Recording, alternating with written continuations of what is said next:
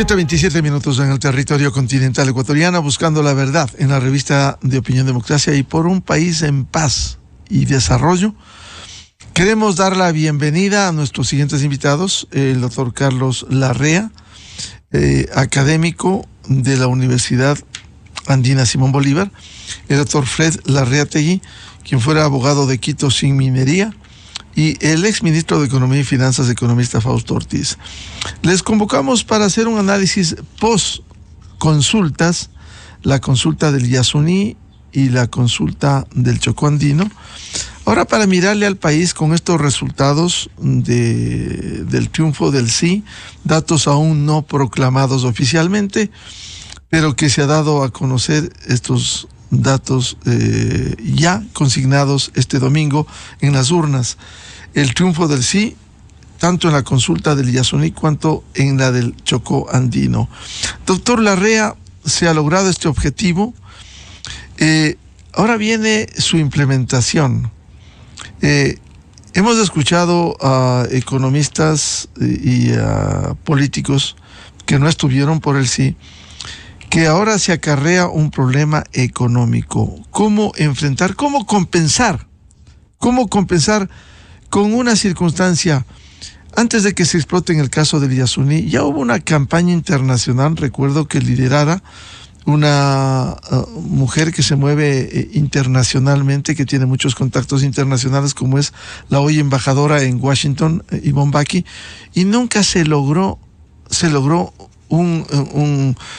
compensaciones, ayuda internacional. Por ello, ese gobierno de la Revolución Ciudadana decidió empezar con la explotación en el Yasuní. No hubo consulta popular, hubo la explotación petrolera. Ahora, ¿cómo lograr esas compensaciones una vez que habrá que parar la producción petrolera en una parte del Yasuní, en el bloque 43, y lograr esas compensaciones en medio de problemas en la caja fiscal? Muy buen día, doctor Carlos Larrea. Bueno, muchísimas gracias por la invitación.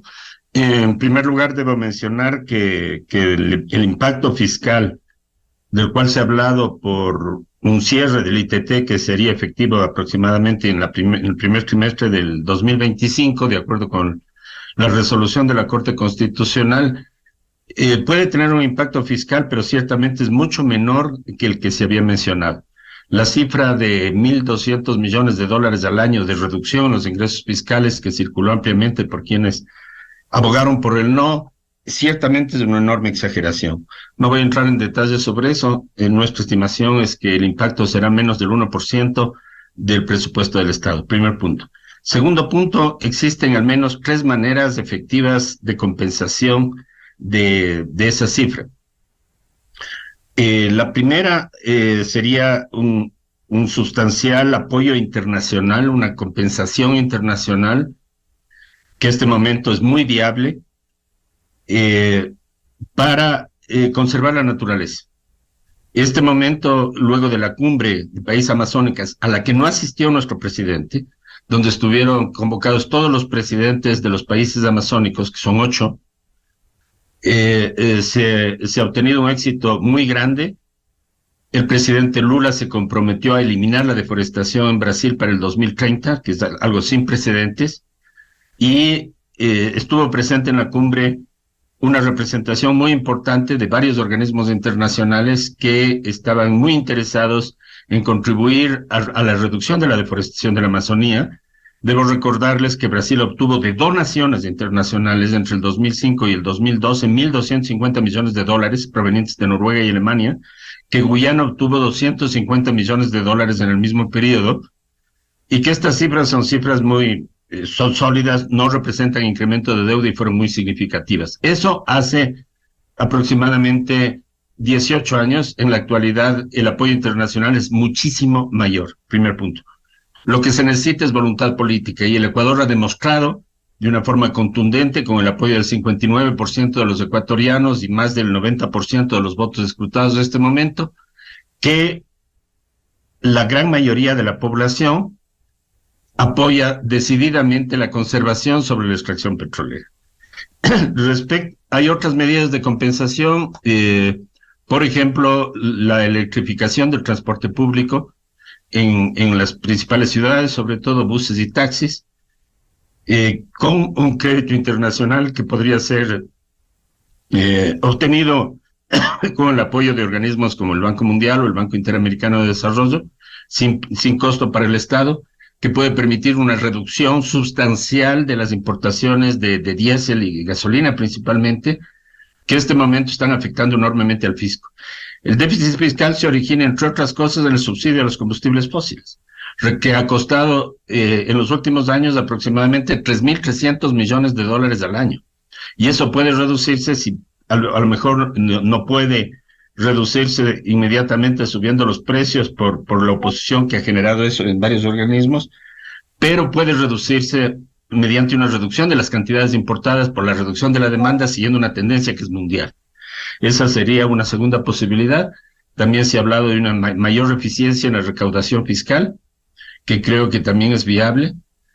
Estas son algunas formas en las que puede compensarse en el corto plazo esta reducción de ingresos, que se daría posiblemente a partir del 2025, o sea, no tendría un efecto inmediato, porque la Corte Constitucional ha entregado un término de 365 días laborables para el retiro progresivo de la infraestructura petrolera, de tal manera que el corte de la extracción del ITT será efectivo al 2025.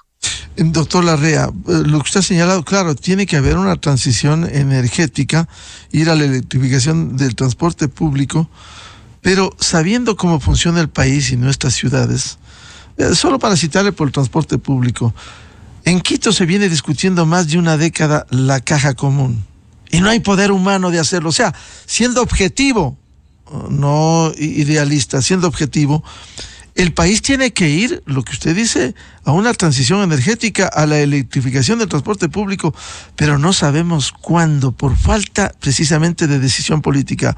Esta enorme distorsión de los subsidios. Aquí hay, con todo el respeto y consideración a quienes se oponen, aquí hay más demandas que comprometimientos. Aquí el país casi se incendió octubre de 2019, junio de 2022, por decirle no a la eliminación de los subsidios, que es una distorsión. Gobiernos de izquierda como el de Gustavo Petro eliminó los subsidios, pero en la práctica, esto va a tomar su tiempo y no es tan fácil por falta, insisto, de decisión política. Y mientras tanto hay que compensar lo que usted ha dicho, doctor Larrea, aproximadamente el 1% del presupuesto, que sería alrededor de 300 millones, el daño que se irroga, si ese es el término, al dejar de explotar el petróleo en el Yasuní. Pero hay que tener esos recursos, y si no, ¿de dónde se lo va a hacer? Por favor.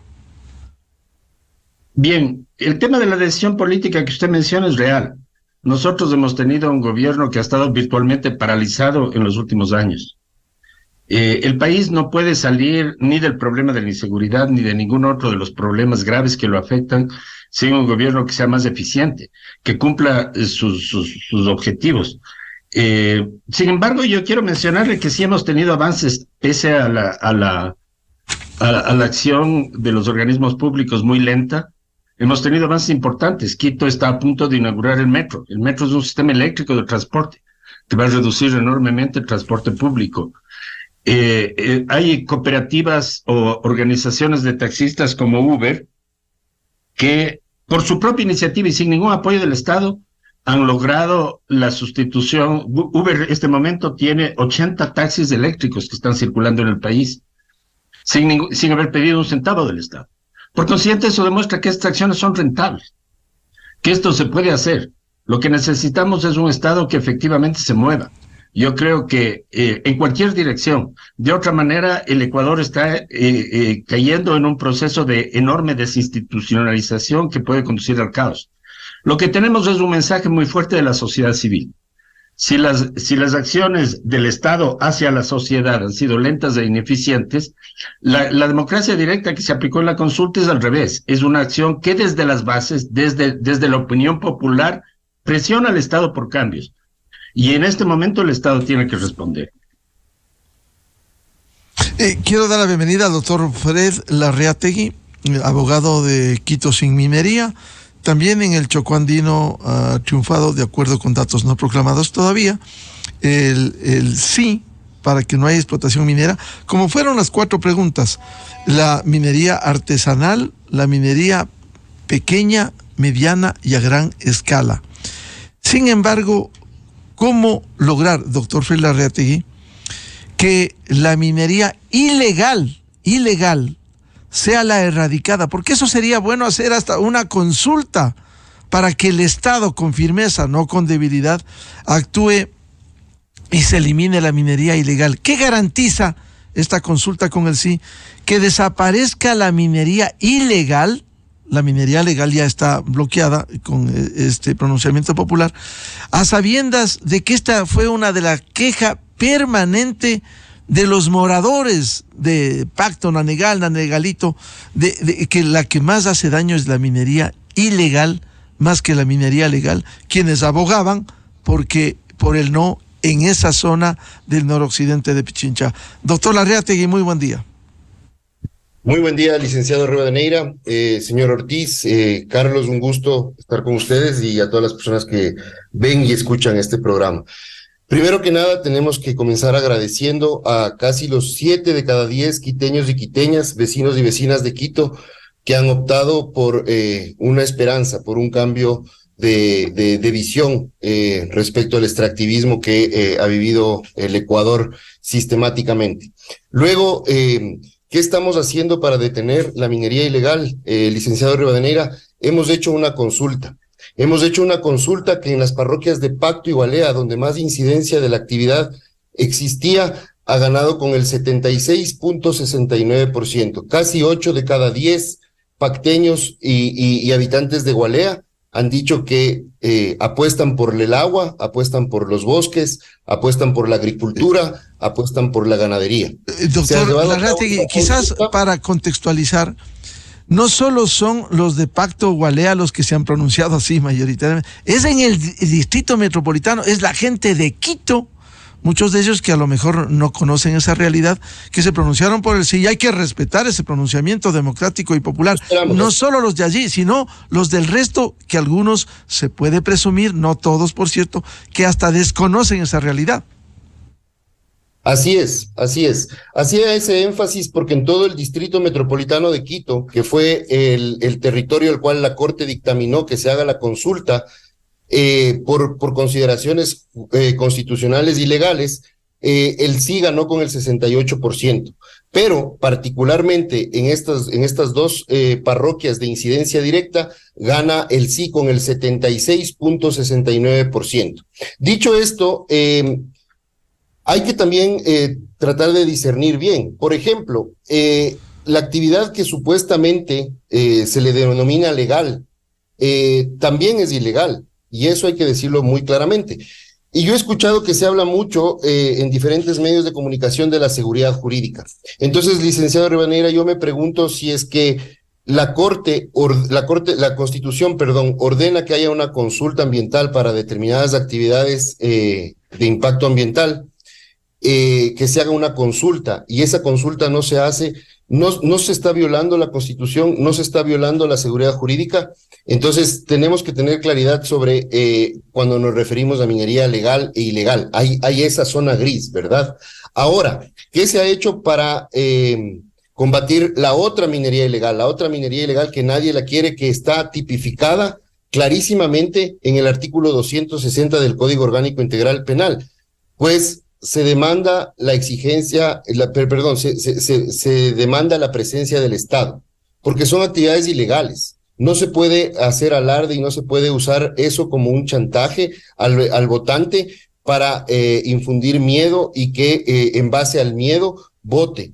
En el Chocó andino existen cerca de 70 comunidades que están trabajando día a día, cosechando panela, ordeñando las vacas, generando subproductos lácteos, productos cárnicos, plátano, agricultura, caficultura, asociaciones de caficultores, producción de cacao fino de aroma, que es un producto insigne del Ecuador, Entonces, existe ya una dinámica económica que da un sostén a los 20,000 habitantes que viven en el Chocó andino, y también a zonas aledañas de la zona urbana de Quito.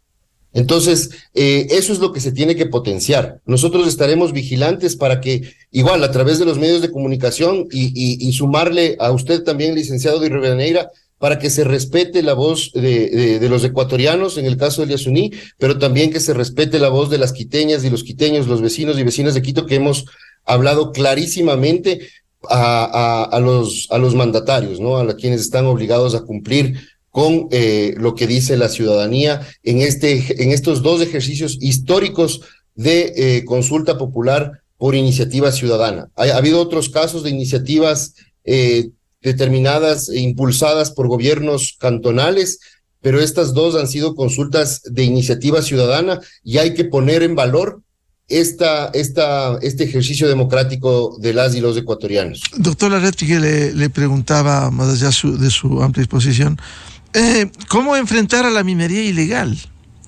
Se ha dicho casi que están juntas minería legal e ilegal por el daño que irrogan, pero a la minería legal se le bloquea ahora. Ahora, la minería ilegal, ¿cómo lograr que el Estado bloquee? Porque esto sigue, y ejemplos como el de Buenos Aires están allí.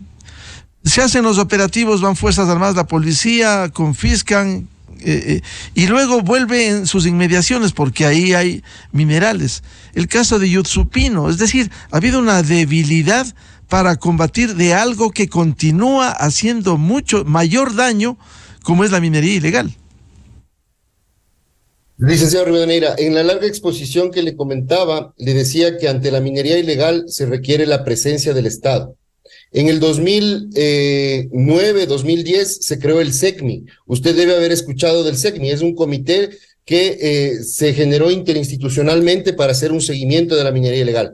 Sería muy importante que la ciudadanía, que todo el Ecuador, para que no pase lo que ha ocurrido en Buenos Aires, en Yutsupino y en otros puntos donde puede proliferar la minería ilegal, se conozca con absoluta transparencia y claridad qué es lo que ha hecho el Estado de manera organizada, institucional, para detener e investigar y sancionar este delito. Le decía también en la primera intervención que la minería ilegal es un delito que está tipificado en el artículo 260 del Código Orgánico Integral Penal. ¿Qué ocurre ante los delitos? Tiene que existir una denuncia. ¿Qué ocurre con los funcionarios públicos de las agencias de regulación y control, antes llamada ARCOM, ahora de regulación y control de recursos naturales no renovables? Tienen el deber de primero realizar su trabajo, porque para algo son funcionarios públicos, pero también tienen el deber de denunciar para que la fiscalía actúe. Entonces, lo que hace falta es que los funcionarios que están en esos cargos hagan su trabajo en diferentes escalas, tanto en Fuerzas Armadas, en Policía Nacional, en las agencias de regulación, en los ministerios, en las agencias metropolitanas, agencias cantonales, agencias municipales de control, también tienen competencias sobre lo que ocurre en el territorio, porque existen planes de ordenamiento y uso del suelo, y para llegar al subsuelo usted necesita pasar el suelo. Entonces, ahí existe también una tensión jurídica, una tensión constitucional incluso, que tiene que ser resuelta. Y una de las maneras de resolver eso ha sido la consulta en sus diferentes facetas. En este caso que estamos conversando sobre la consulta popular de manera democrática, de iniciativa ciudadana, como le decía. Bienvenido al economista Fausto Ortiz, exministro de Economía y Finanzas.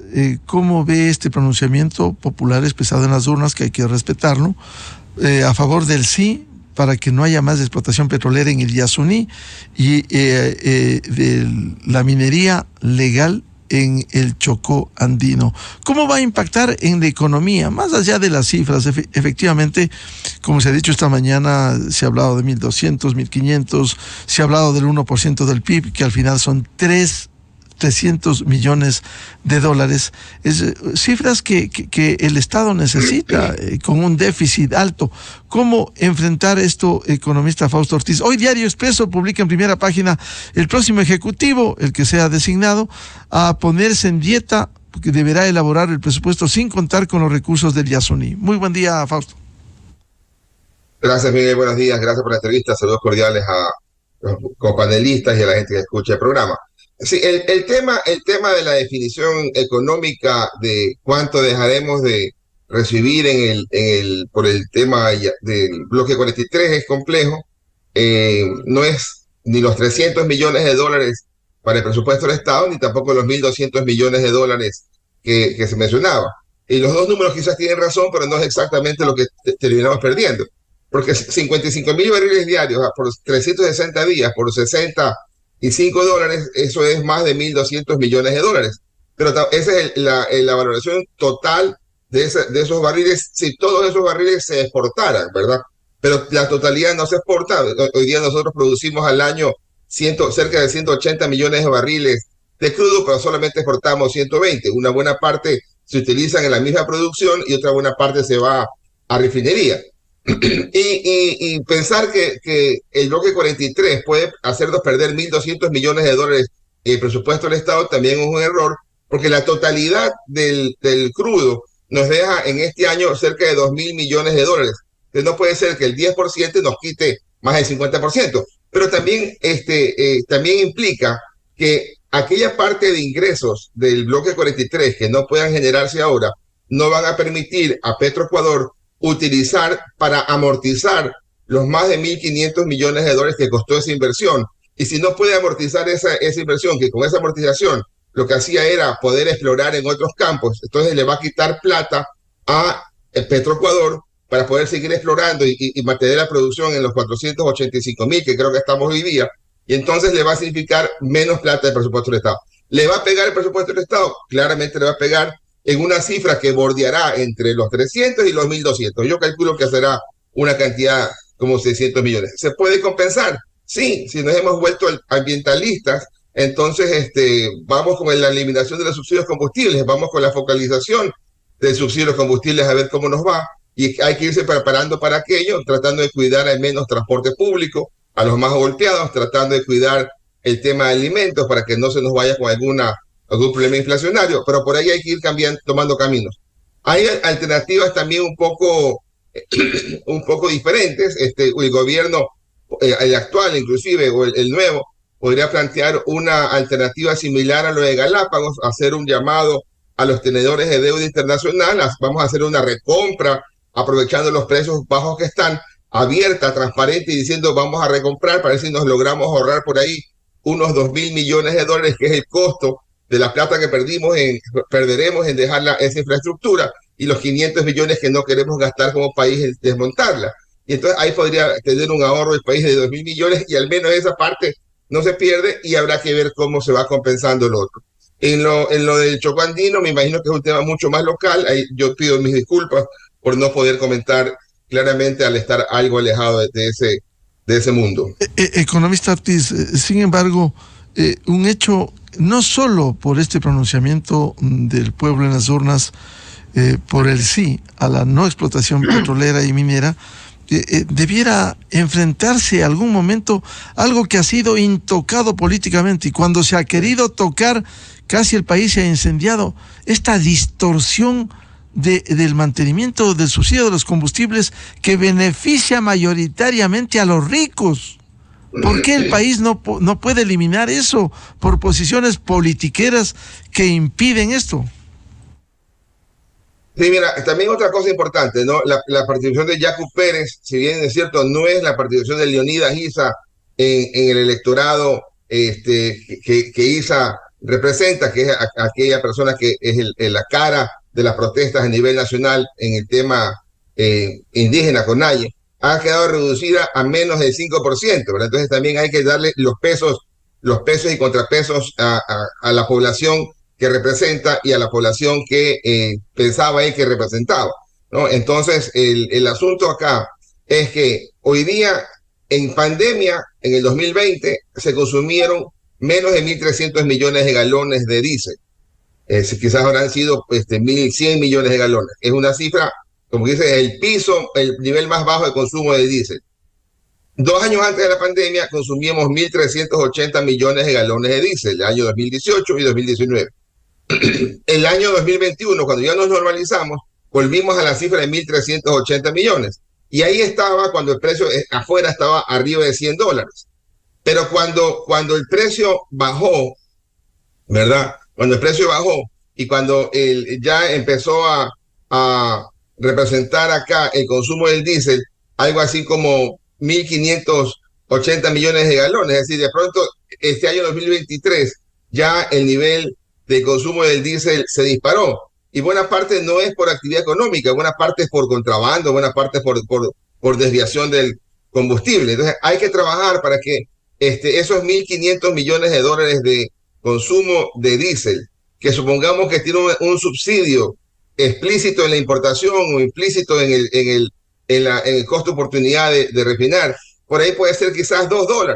Estamos hablando solamente en el diésel de 2.000 a 3.000 millones de dólares de subsidios, que pega enormemente y pega al tema fiscal, porque eso nos toca financiarlo vía deuda, y esa deuda paga intereses y esos intereses se pagan con impuestos. Entonces, hay que tratar de cortar ese problema para golpear a quien deba golpearse, contrabandistas, gente que hace mal uso del diésel, pero también tratar de equilibrar a aquellas personas que tienen menos recursos, en el caso que tienen que movilizarse vía transporte público. Y cuidado con las alternativas creativas, en el caso de Quito el metro, en el caso de Guayaquil la aerovía, en donde decimos, mira, ahí está una alternativa más barata, pero termina siendo subsidiada, y no sé dónde haya más subsidio, si en el diésel o en algún tema del costo que no quieren tampoco transparentarlo, porque la ciudadanía le salta al cuello. Vuelvo con el doctor Carlos Larrea. ¿Cómo, si el pronunciamiento popular está allí, habrá que oficializarse, cómo emprender desde el día de mañana en una campaña para lograr las compensaciones, esta acción internacional para lograr desde acá? Daría la impresión de que resulta fácil lograr lo que en el discurso se dice una compensación, perfecto, pero ¿cómo emprender, por un lado, el logro de esas compensaciones, ayuda internacional, y por otro, iniciar un proceso para eliminar al menos los subsidios a los combustibles fósiles que producen tanto daño, no solo en el ambiente, sino también en los recursos? Mantener, como dice Fausto Ortiz, 2.000, 3.000 millones en compensaciones, realmente es enorme esta distorsión económica. Bueno, en primer lugar, yo quiero mostrar mi complacencia por las declaraciones de Fausto, quien ha confirmado muchas de las tesis que estábamos manteniendo. En primer lugar, un reconocimiento explícito de que la cifra de 1.200 millones de dólares es una exageración, que el valor real es mucho menor. Y sobre todo, dos ideas que a mí me parecen muy importantes y que pueden ser parte de la solución. En primer lugar, que se impulse la focalización del subsidio a los combustibles fósiles. Esto es algo muy importante. Entiendo yo que en las mesas de diálogo que existían entre el gobierno y la CONAIE ya se llegó a este acuerdo, pero no se ha implementado, justamente por la falta de capacidad de ejecución de acuerdos que tiene el actual gobierno, pero la posibilidad de una focalización. Esto quiere decir que básicamente se reduzca o elimine el subsidio para los grupos más altos, más privilegiados de la población, que es el subsidio de la gasolina, y que se mantengan los precios del diésel, que está muy vinculado con el transporte de alimentos, etcétera. Eso es una focalización de los subsidios, me parece que puede ser un camino, si es que esa focalización se hace en forma adecuada. Creo que es una necesidad ineludible. Y el otro punto es el incremento de la cooperación internacional. Esto yo creo que es algo muy importante. Fausto ha mencionado con gran acierto que se pueden impulsar nuevas formas de canje de deuda. En el Ecuador, el peso de la deuda externa, si bien no va a ser enorme el próximo año, en el mediano plazo los puede asfixiar. Y desde ese punto de vista, programas de canje de deuda por conservación, de canje de deuda por naturaleza, podrían ser implementados con gran beneficio para el país. Ya hemos tenido un antecedente importante en el caso de Galápagos, que a mí me parece que fue un paso positivo, que entiendo que le ahorró al país más de $1.000 millones en bonos de deuda. Esto es algo muy, muy significativo. Y yo estoy seguro que en el caso de la Amazonía, las posibilidades de hacer un acuerdo parecido son altas. Por consiguiente, aquí tenemos un camino abierto, muy importante, que podría implementarse y que en el contexto internacional actual tiene muy, muy buenas perspectivas de realización. Doctor Félix Larrategui, ¿cómo emprender las compensaciones? ¿Cómo eliminar los subsidios? Si hablamos en el caso del Chocó andino, no a la minería metálica, simplemente cómo emprender estas ideas que permitan corregir distorsiones que se mantienen en el Ecuador.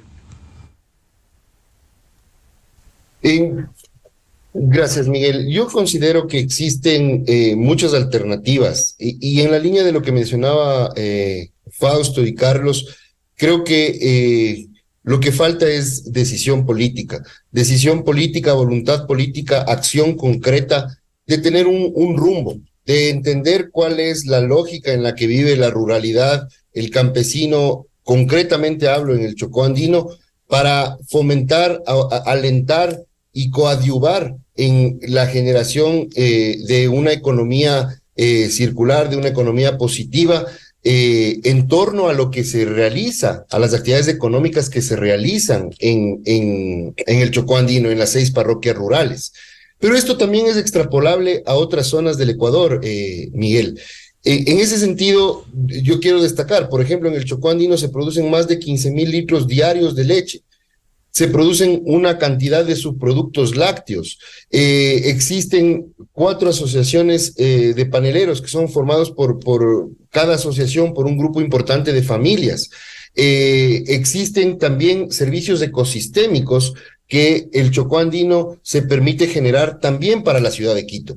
Se ha dicho mucho el tema del agua, de que no es cierto que produce agua, pero esto es fácilmente contrastable. Existen documentos de la EMAPS que determinan y clarifican la generación del sistema de aguas noroccidental Mindo-Pichán, que genera 250 litros por segundo de agua para los barrios del norte de Quito. Pero Miguel, la función del Chocó andino, de este bosque húmedo, que también es un ecosistema frágil, como lo reconoce la Constitución y el Código Orgánico del Ambiente, tiene una función distinta también de generar agua. No genera agua en la parte alta solo para estos barrios que he mencionado de la ciudad de Quito. También genera agua para una infinidad de actividades productivas río abajo, hacia las estribaciones de la costa occidental del Ecuador, ¿verdad? También genera agua, provisión de agua en la línea de que el agua se trata de un derecho humano para provisión, para que la gente pueda vivir, ¿no es cierto? Si es que seguimos contaminando y exacerbando y presionando más estas fuentes de agua, en un cortísimo plazo vamos a estar como sociedad, como humanidad, en graves problemas por eso. Lastimosamente en Quito, y todos somos testigos, no hemos podido procesar el agua con heces fecales, con contaminantes, generados por nosotros en la ciudad, en el río Machángara. Y procesar las aguas contaminadas por metales pesados tienen costos muchísimo más elevados. Entonces, claro, tenemos que hacer un mea culpa como ciudadanos, ¿no? Tenemos que... Claro, hay argumentos, doctor Larrategui, que hay más contaminación en las ciudades como en Quito, el río Machángara, aguas hervidas, que precisamente en zonas como la de noroccidente. Así es, Miguel, eso es verdad, hay evidencia y es fácilmente visible a la vista, pero no podemos utilizar el argumento de como estamos contaminando bastante el Machángara, bueno, ahora contaminemos nomás el río Alambi, o el río Pichán, o el río Mindo, o estos ríos que discurren por las zonas de las parroquias rurales del noroccidente de Quito, del Chocó andino. Más bien lo que tenemos que hacer es trabajar para descontaminar y no permitir la contaminación de esos ríos, pero también trabajar activamente para mejorar las condiciones de los ríos que están más cerca de la gran cantidad de ciudadanos, de vecinas y vecinos de Quito, como es el caso del Machángara, del Guayabamba. Si es que estos ríos no se alimentaran de agua limpia, prácticamente la vida en las zonas bajas en las zonas, me refiero, provincia de Esmeraldas, Quinindé, la misma ciudad de Esmeraldas, serían casi invivibles, porque ya no tienen la capacidad de oxigenación y la capacidad de depuración de las aguas de esos ríos. Entonces, Lo que nos enseña la naturaleza y estos ecosistemas es que tenemos que pensar integralmente. No es que llega a la provincia de Esmeraldas y ya no es mi problema. Los ríos discurren y transportan esos problemas o transportan esas virtudes. Entonces, eso es lo que se ha apostado en esta consulta, Miguel. Se ha apostado por preservar esas fuentes hídricas y alrededor de esas fuentes hídricas y de esos emprendimientos existen economías positivas que tienen que ser potenciadas, que tienen que ser respaldadas, que tienen que ser garantizadas también con esa seguridad jurídica para que se puedan mantener en el tiempo. Nadie quiere que exista desempleo, nadie quiere improsperidad. Lo que queremos es generar economía, pero generar una economía que sea sana y que sea respetuosa con el entorno en el que vivimos. ¿Y qué hacer y cómo hacer, doctor Larrategui, si hoy se prohíbe por mandato popular la minería legal? ¿Qué hacer si aparece en la práctica la minería ilegal? ¿Qué hacer? ¿Qué tenemos que hacer? Le voy a poner dos escenarios. Habitantes de la comuna de Pacto, como le decía, votaron en 76.69% a favor de la prohibición de la minería metálica. Muchos de los habitantes de esta zona estuvieron casi 2 años cuidando sacos de material mineralizado. Y ahí nos preguntamos, ¿por qué no está presente el Estado? ¿Por qué el Estado no inició un proceso administrativo? ¿Por qué el Estado no fue y actuó con esos sacos que estaban ahí detenidos de producto de minería ilegal? Entonces, ese es un escenario, ¿no es cierto? Otro escenario, en concesiones que no tenían permisos ambientales, se destruye un bien de patrimonio arqueológico. Existe una denuncia en fiscalía. El Estado lo que tiene que hacer es, así como impulsa en otros escenarios, en escenarios constitucionales, a través de procuraduría, tiene que impulsar esos procesos fiscales, esos procesos de investigación, para que se descubra y se sancione ejemplificativamente a los autores de esas destrucciones de patrimonios arqueológicos. Otro ejemplo, si es que los comuneros, la gente, los campesinos de la ruralidad, los vecinos y vecinas de las 6 parroquias rurales, específicamente más de la parte baja, que es donde más incidencia ahí existe, San Francisco de Pachijal, por ejemplo, tienen noticias de que existe minería ilegal, tienen que poner una denuncia, escribir la denuncia, firmarla y presentarla en la fiscalía. La fiscalía luego tiene la obligación de iniciar a través de diferentes diligencias, investigaciones. Las diligencias de fiscalía son delegadas a la policía judicial para que realice las investigaciones y después se determinen quiénes son los autores o cómplices de estos delitos. Porque recordemos que la minería ilegal se trata de un delito. Entonces, digamos, nadie puede socavar ni alentar el cometimiento de un delito y esto tiene que ser perseguido y sancionado por el Estado. Economista Fausto Ortiz, hay desafíos ahora en lo económico. ¿Cómo afrontarlos para compensar esos recursos en la práctica? Y cuando ya comience a golpear esta situación, al menos lo del Yasuní, cuando comience a impactar en la caja fiscal. Porque una cosa es esa buena intención de lograr las compensaciones, de lograr la ayuda internacional, de al menos focalizar los subsidios, y otra cosa es decisiones políticas que ha sido muy difícil en el Ecuador. En el tema de ayuda internacional, Miguel, tomando los datos del doctor Larrea, decía que a Brasil le han dado 1.200 millones de dólares para algún tema forestal. Con el tamaño de Brasil, haciéndolo comparable, esos 1.200 millones de dólares para Brasil, para nosotros serían como unos 100 millones de dólares en ayuda. Es decir, es muy poca plata de ayuda internacional, y tanto así fue que nosotros en el concepto internacional tenemos un peso muy pequeño, que cuando se hizo la iniciativa de Yasuní allá por el año 2007 no logramos un solo peso, y total esa iniciativa se la echó a un lado. Ahora, en el tema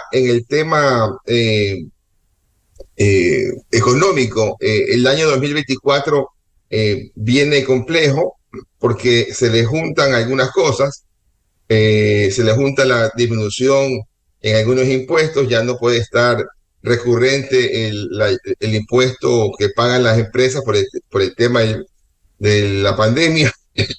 Se le junta también la eliminación del ISD, que baja del 3,5% al 2%.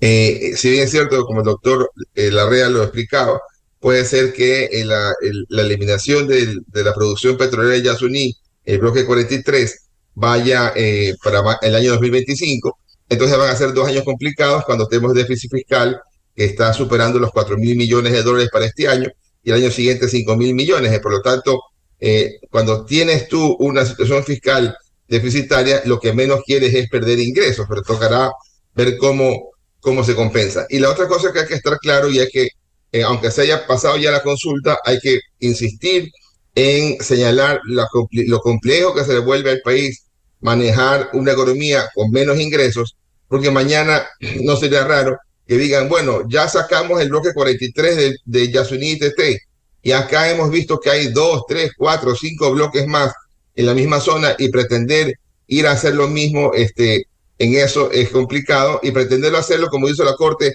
para desmontarlo en un solo año.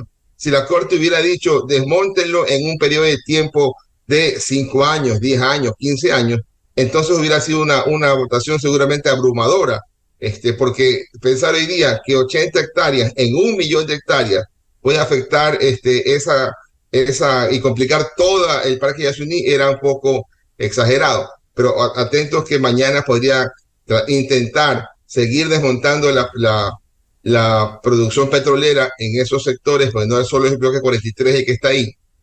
Entonces, para evitar que ocurra eso, entonces que esa ventaja de la naturaleza que nos cueste también vía eliminación de los subsidios de combustibles, para que entendamos cómo nos va a tocar vivir después cuando ya no tengamos petróleo, no por temas ambientales, sino porque el mundo giró hacia otro lado. Un tema complejo, la implementación de estos pronunciamientos populares, que hay que respetarlos, pero veamos cómo reacciona el Estado, cómo se implementa, cómo se logra la ayuda internacional, cómo ojalá algún momento se focalicen al menos los subsidios y no sigue esa enorme distorsión que el Estado permite beneficiar a los ricos, de lo cual los políticos y los gremios a veces hacen le ponen indiferencia frente a esta realidad.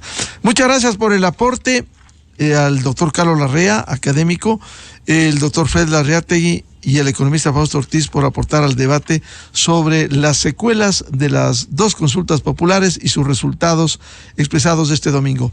Muy amables, muy buen día. Buenos días, gracias. Gracias. Muchas gracias. Enseguida, en la revista de Opinión Democracia. 8-9 minutos en el territorio continental ecuatoriano, buscando la verdad en la revista de Opinión Democracia. Vamos a una pausa publicitaria y ya volvemos para hablar sobre los desafíos de la nueva Asamblea Nacional con 3 asambleístas electos, aún no proclamados, por cierto, como son Sofía Sánchez, que vuelve por el movimiento Construye a la Asamblea Nacional, Pedro Velasco, asambleísta electo por el Carchi, por el movimiento Actuemos, y el expresidente de la República, Lucio Gutiérrez, asambleísta nacional electo por Sociedad Patriótica. Desde 1984 con Gonzalo Rosero. La revista de Opinión Democracia. Siempre líderes, siempre confiables.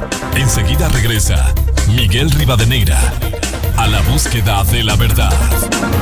Inicio de espacio promocional y publicitario. ¿Sabes qué hace tan flexible al nuevo ahorro flexible? Que tus ahorros ganan el 5% de interés desde el primer día. Tienes la libertad de retirar tu dinero cuando quieras, sin penalizaciones. Planifica tu futuro como quieras con el nuevo ahorro flexible. Tan flexible como lo necesitas. Con la confianza de Banco Pichincha. Actívalo desde pichincha.com o en nuestras agencias. Banco Pichincha. En confianza. Aplican términos y condiciones. Porque es efectivo y de calidad, para prevenir la caída del pelo te recomiendo Minoxidil Genfar. Desde que uso Minoxidil Genfar, no solo mi pelo está más fortalecido, también mi confianza. Con Minoxidil Genfar detienes la caída del cabello, fortalece